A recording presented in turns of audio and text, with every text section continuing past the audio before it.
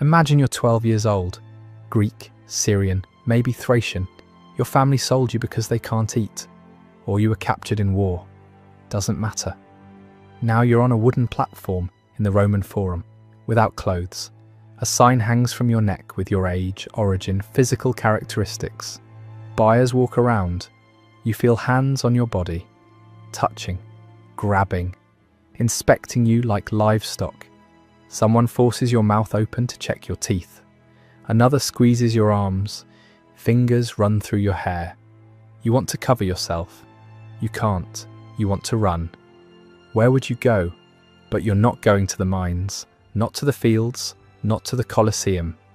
You're pretty, refined, curly hair and soft skin. And that means your fate will be worse, because in Rome there was a specific type of slave that history prefers not to mention. They called them delicatus, young male slaves selected for appearance, bought by senators, emperors, and the wealthiest elite.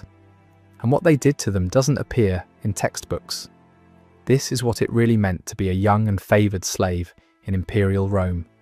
If you want more brutal truths that history hides, hit that like button and subscribe, because what you're about to hear will make you question everything you thought you knew about Roman civilization. The largest slave market in Rome was at the Forum Boarium, near the Tiber River. Every day hundreds arrived, war slaves, children sold by poor families, prisoners from the provinces. But not all were worth the same. A slave for the fields cost between 500 and 5,800 denarii. One for the mines, even less. They were tools, meat for labour. But a 12-year-old Greek boy with curly hair, fair skin, and delicate features could cost more than 10,000 denarii. Juvenal literally said it. A curly-haired boy costs more than a farm. Why? Because they weren't bought to work. They were bought to display, to serve at banquets, to be in the private rooms of senators and emperors. The Romans had a specific word for these slaves, delicatus. It means favoured, refined, delicate. But the reality was different. Picture this. A wealthy senator arrives. He's passed hundreds of slaves. Too old, too scarred, not what he wants. Then he sees a boy, maybe 11, maybe 13, smooth skin, graceful posture. He approaches, inspects every detail, makes him turn around, makes him speak. He asks the dealer, has he been trained? The dealer knows what that means. Fresh from Galatia Dominus, untouched. Transaction completed. 12,000 denarii, more than 3 years of a soldier's salary. For a child, your price just determined your fate. High enough to live in luxury, not high enough to ever be free. Once purchased, that boy entered a world from which he would never come out the same. Being delicatus didn't mean an easy life. It meant belonging completely to someone. Your body, your time, your entire existence. And for some, it meant something worse. Castration. In imperial Rome, there was a specific term for castrated slaves, spadones, eunuchs, and despite what many think, this wasn't just an Eastern practice. Rome did it too. The official story is that Rome banned castration with the Lex Cornelia. It was illegal, but here's the thing about laws in Rome. They only applied if you weren't rich enough. The imperial elite did it anyway. Senators, governors, especially emperors. Why control? Absolute control. A castrated slave couldn't reproduce, couldn't build a family, couldn't have loyalty to anyone but his master. He was property in the most complete sense. But there was another reason. Castration before puberty kept certain physical characteristics. The soft skin, the high voice, the delicate appearance, everything the Roman elite valued in their delicatus slaves. Now imagine you're that boy who was just purchased, 3 days in your new master's house. You don't speak Latin well, you don't understand what's happening. Then 2 men enter your room. They hold you down. You scream. No one comes. What happens next will change you forever, and there's nothing you can do to stop it. The procedure was brutal. They used 2 methods. First, crushing. They tied a cord tightly around the scrotum, cutting off blood flow until the tissue died and fell off. Days of agony. infection was common. Second, complete removal. With a bronze knife without anesthesia, they cut away the testicles, then cauterized the wound with a red-hot iron. Mortality rate, 60% to 90%. Most boys didn't survive the first week. Infection, blood loss, shock. They died screaming in agony. And Rome called this refinement. If you survived, your voice would never deepen. Your facial hair would never grow. Your body remained permanently between child and adult. Exactly what your master wanted. Young boys from Cappadocia, Galatia, and Syria were especially valued. Regions where specialists knew the procedure with slightly better survival rates. Suetonius mentions Emperor Domitian specifically banned the castration of slaves and raised the price of existing eunuchs. Not because he was against it, but because he wanted to control the market and drive up the value of the spadones he owned. Martial wrote about a man named Telesinus who kept several castrated boys in his household, described them as having voices like flutes and skin like marble, beautiful language hiding horrific reality. Rome turned torture into poetry, made slavery sound like art, and people believed it. And here's the darkest part. While Roman writers like Juvenal and Tacitus criticized the East for using eunuchs, calling it a sign of effeminacy and decadence, Roman emperors filled their courts with them. The hypocrisy was total. Rome condemned others for the exact thing it was doing in its own palaces. Let me ask you something. Did you know Rome castrated young slaves? Leave it in the comments. Because what's coming next is the part history doesn't want you to know. The most documented case is that of Sporus, a young slave that Emperor Nero found around 65 CE. According to historian Suetonius, Nero was obsessed with Sporus's resemblance to his dead wife, Poppaea Sabina. So Nero did something extreme even for Rome. He ordered Sporus castrated, then completely transformed. Dressed in women's clothing, jewellery, makeup, female garments, hairstyled like a Roman matron. Then in a public ceremony with witnesses, Nero married him. He literally called him Sabina, his dead wife's name. Imagine witnessing this, the Emperor of Rome walking through the forum with a castrated teenage boy dressed as his wife, holding his hand, kissing him in public, referring to him as "my beloved Sabina." Everyone had to play along. Senators, generals, the entire court. Sporus accompanied Nero everywhere, sat next to him at public events, lived in the imperial palace, appeared at state functions as the emperor's wife. This wasn't love. This wasn't affection. This was a demonstration of absolute power.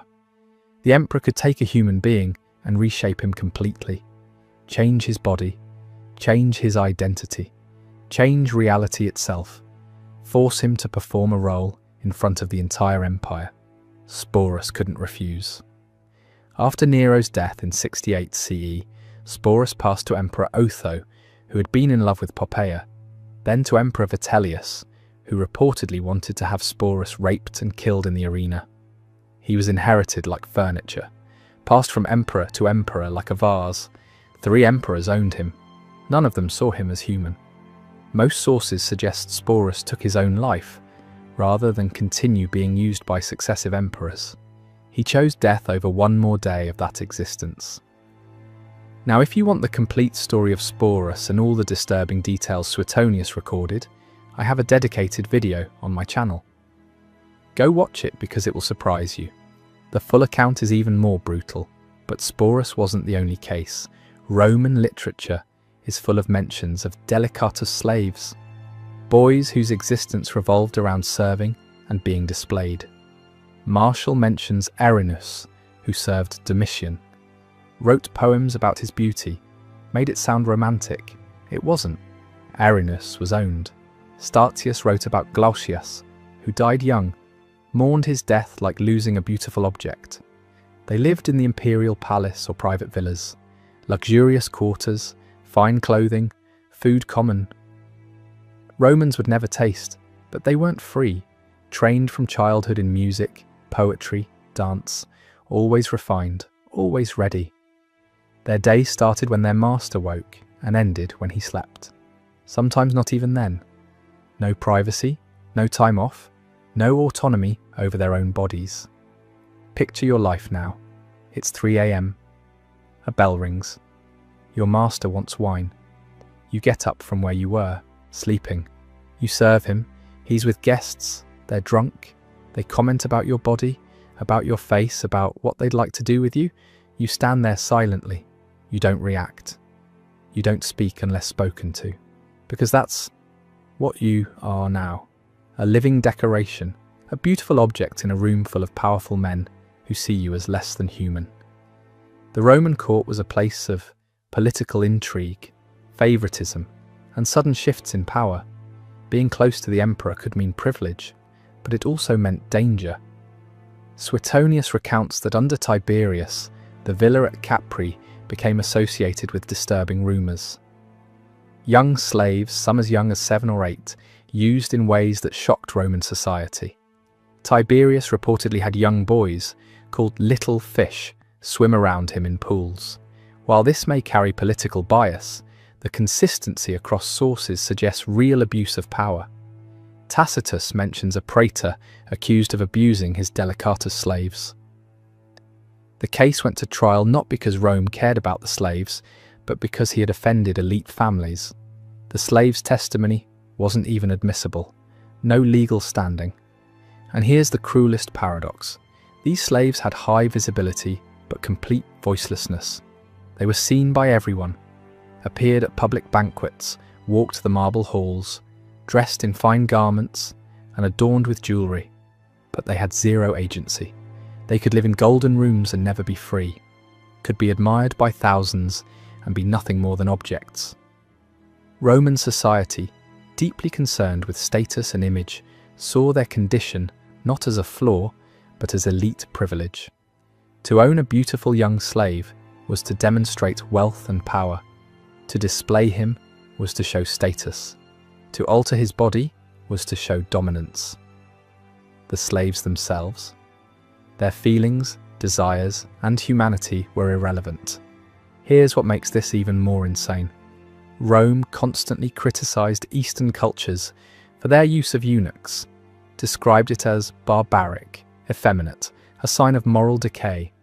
Tacitus wrote with disgust about Eastern courts filled with eunuchs, presented it as proof Rome was superior, more masculine, more virtuous. Juvenal mocked Eastern customs, particularly Persian and Egyptian use of castrated servants, called it a perversion of nature. But it was all bullshit. At the same time, Roman emperors were filling their own courts with spardones, castrated slaves from those same eastern regions they criticized. The Lex Cornelia technically banned castration, but enforcement was a joke. If you were rich enough, the law didn't touch you. Domitian raised the price of eunuchs not to stop the practice, but to control it and drive up the value of the spardones he owned. Hadrian had his own favourites, including Antinous. Nero's relationship with Sporus was public knowledge, and yet Roman writers continued to present Rome as morally superior. This contradiction wasn't accidental. It was intentional. Rome needed to see itself as the civilized empire, the bringer of law and order, the height of human achievement. But behind the marble columns and grand speeches about Roman virtue, the empire was built on systematic exploitation and cruelty. Young boys were bought and sold like livestock, their bodies altered to fit elite desires, displayed as symbols of wealth, while being denied every human right. A Roman senator could stand in the forum and give a speech about dignitas, about honour and virtue and the glory of Rome, then go home and do whatever he wanted to the delicatus slave waiting in his private quarters. The same mouth that spoke of Roman virtue, the same hands that gestured about civilization, used to brutalize children they owned. And all of this happened while Rome lectured the world about civilization. The reality is that every great empire hides its darkest practices behind beautiful architecture and noble words. Rome was no different. What made the lives of delicatus slaves especially tragic was the illusion of privilege.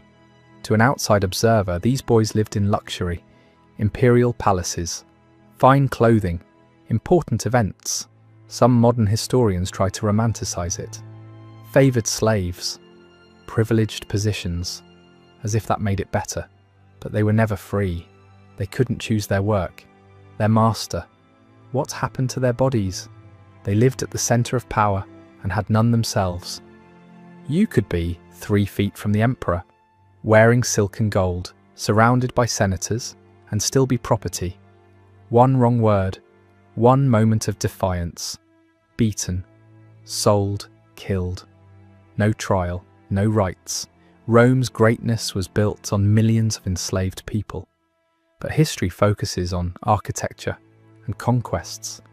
We celebrate Roman engineering, study Roman law, admire Roman literature. But we rarely talk about the boys sold in markets, altered against their will, used as living decorations. These slaves were seen as objects, their humanity denied, their suffering normalized, their voices silenced. This system lasted for centuries, generation after generation, thousands of them, and Roman society saw nothing wrong with it. That's what happens when a society decides some human beings don't count, when wealth and power become more important than basic dignity. The young slaves of imperial Rome remind us that even the most civilized societies can hide incredible cruelty behind art, law, and ritual. Their voices were silenced, their stories barely recorded. Most don't even have names, but their experience deserves to be remembered. Not to shame modern people, but to understand that human rights are never guaranteed. That civilization is a thin layer over potential barbarity, and that the powerful will always find ways to justify the exploitation of the powerless if we let them. Every time you see a statue of a Roman emperor or a painting of a banquet, remember there were probably delicatus slaves in that room. Boys whose names we don't know, whose faces we'll never see, whose stories were never told, but who were just as human as anyone else. Rome didn't fall because of barbarians at the gates. Rome fell because a society that treats human beings like decorative objects was never civilized to begin with. The marble was always covering up blood. If this opened your eyes to a side of Rome they don't teach in schools, hit that like button and subscribe for more brutal historical truths. Drop in the comments what shocked you most about this. I read every comment. And remember, history is full of uncomfortable truths, but that's exactly why we need to talk about them.